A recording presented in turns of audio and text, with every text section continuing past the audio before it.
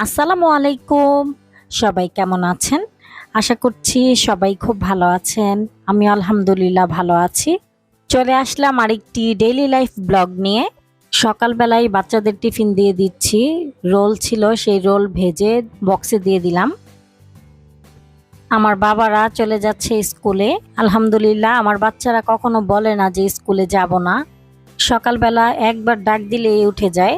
স্কুলে থাকলেই ওদের ভালো লাগে, স্কুল বন্ধ থাকলে ওদের কাছে ভালো লাগে না। আজকের আকাশটা অনেক সুন্দর, ইদানিং আকাশটা অনেক সুন্দর লাগে। আল্লাহর সৃষ্টির এক অপরূপ দৃশ্য, মাশাআল্লাহ।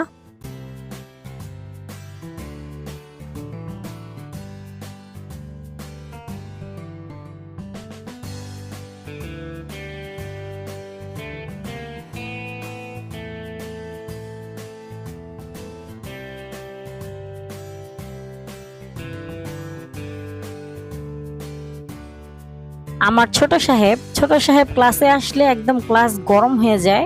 ওর সব বন্ধুদের সাথে নিয়ে ক্লাসটা একদম জমিয়ে রাখে, খুব এনজয় করে স্কুলে।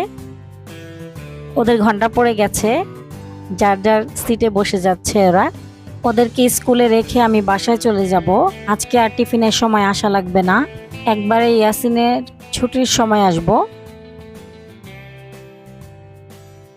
ইয়াসিনকে স্কুল থেকে এনে গোসল করিয়ে খাওয়া দাওয়া করিয়ে দিয়েছি, এখন ইয়াসিন পড়তে যাচ্ছে।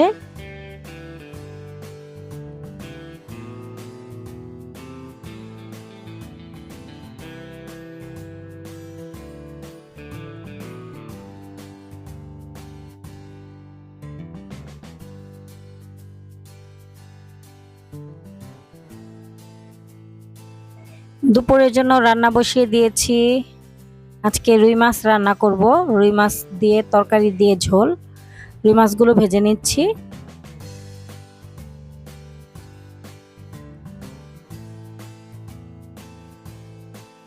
মাছগুলো আমি হালকা করে ভাজবো।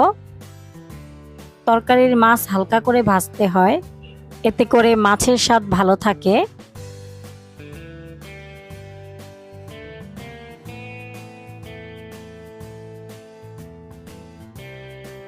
পেঁয়াজের সাথে স্বাদমতো লবণ দিয়ে ভেজে নিয়ে এখন হলুদ মরিচ ধনিয়ার গুঁড়া দিয়ে দিলাম, জিরার গুঁড়া দিয়ে দিলাম,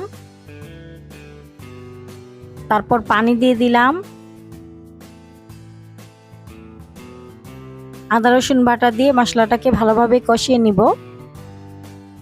মশলাটা কষানোর পর তরকারিগুলো দিয়ে দিচ্ছি। এখানে ফুলকপি, আলু, বেগুন আর কয়েকটা পটল আছে।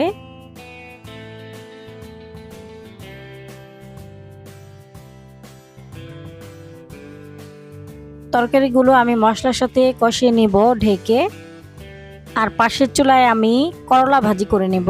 এখানে তেলের উপর করলা, আলু, কাঁচামরিচ, পেঁয়াজ, একটু হলুদ মরিচের গুঁড়া, পরিমাণ মতো লবণ দিয়ে মিশিয়ে নিচ্ছি।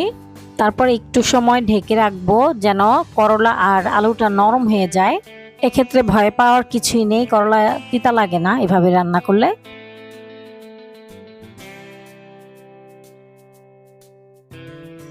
এদিকে তরকারিটাও কষানো হয়ে গেছে, এখন আমি ঝোলের জন্য পানি দিয়ে দিব।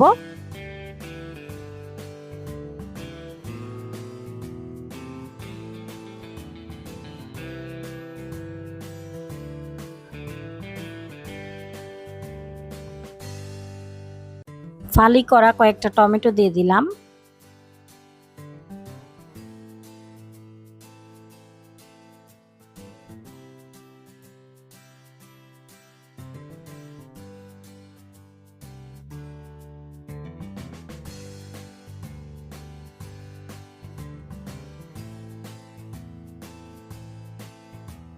করলা ভাজিটাও হয়ে গেছে, আমি একটু লবণ দিয়ে দিলাম, লবণটা একটু কম মনে হচ্ছিল।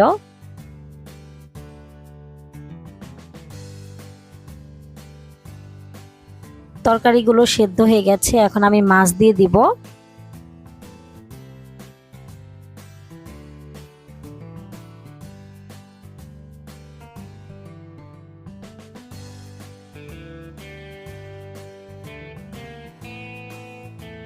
মাছগুলো দেওয়ার পর আর একটু সময় ঢেকে রান্না করব।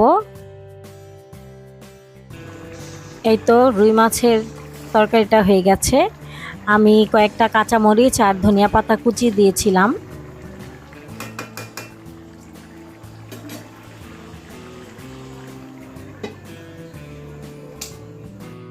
বেগুনে হলুদ মরিচ ধনিয়ার গুঁড়া পরিমাণ মতো লবণ দিয়ে আমি কিছুক্ষণ মেখে রেখেছিলাম, এখন ভেজে নিচ্ছি।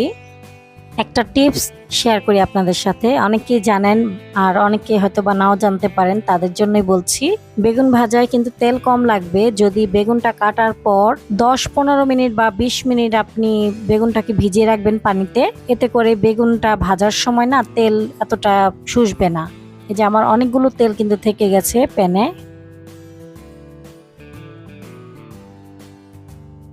ভাতটা রান্না হলেই রান্না বান্না শেষ আজকের মতো। দুধটাও জাল দেওয়া হয়ে গেছে, রান্নাঘর পরিষ্কার করে মুছে ফেলেছি, ঘরও গুছিয়ে ফেলেছি। ইয়াসিনকে নিতে চলে আসলাম, আর আকাশটা দেখেন কত সুন্দর, মাশাল্লাহ।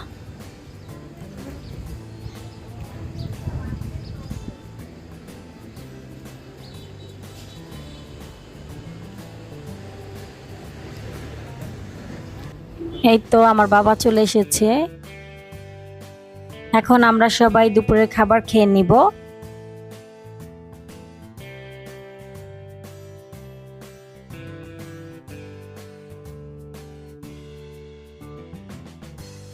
দুপুরে খাওয়ার পর একটু শুয়েছিল, এখন দুই ভাই মিলে আরবি পড়তে যাচ্ছে।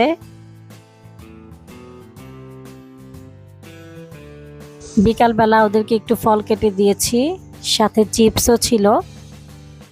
ইয়াসিন তো পেয়ারা খুব পছন্দ করে, ও পেয়ারার সাইডের অংশটা খায়, ওই বিচি থাকলে ওটা খেতে চায় না, এই জন্য আমি বিচির অংশটা আলাদা করে রেখেছি।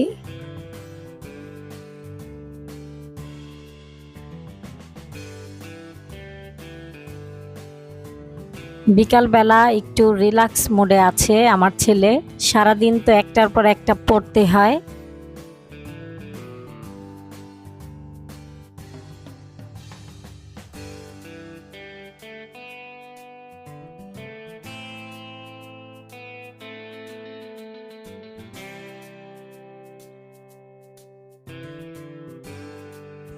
সন্ধ্যার পরে ওদেরকে একটু দুধ দিচ্ছি, আর কারেন্ট চলে গেছে।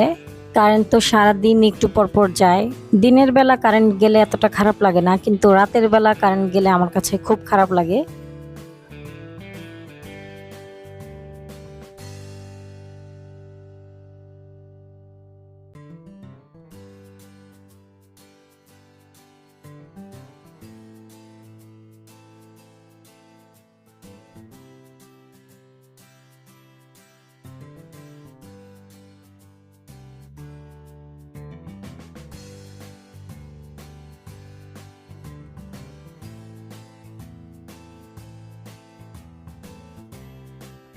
আমার ভিডিওর কোনো অংশ যদি ভালো লেগে থাকে তাহলে প্লিজ একটি লাইক দিয়ে দিবেন। ফেসবুক থেকে দেখলে আমার ফেসবুক পেজটা ফলো করবেন, ইউটিউব থেকে দেখলে আমার ইউটিউব চ্যানেলটা সাবস্ক্রাইব করবেন। লাইক কমেন্ট এবং শেয়ার করতে ভুলবেন না। ভিডিওটি এখানেই শেষ করছি, আবার চলে আসব নতুন আরেকটি ডেইলি লাইফ ব্লগ নিয়ে। তো আজকের মতো ভিডিওটি এ পর্যন্তই, সবাই ভালো থাকবেন, আল্লাহ হাফেজ।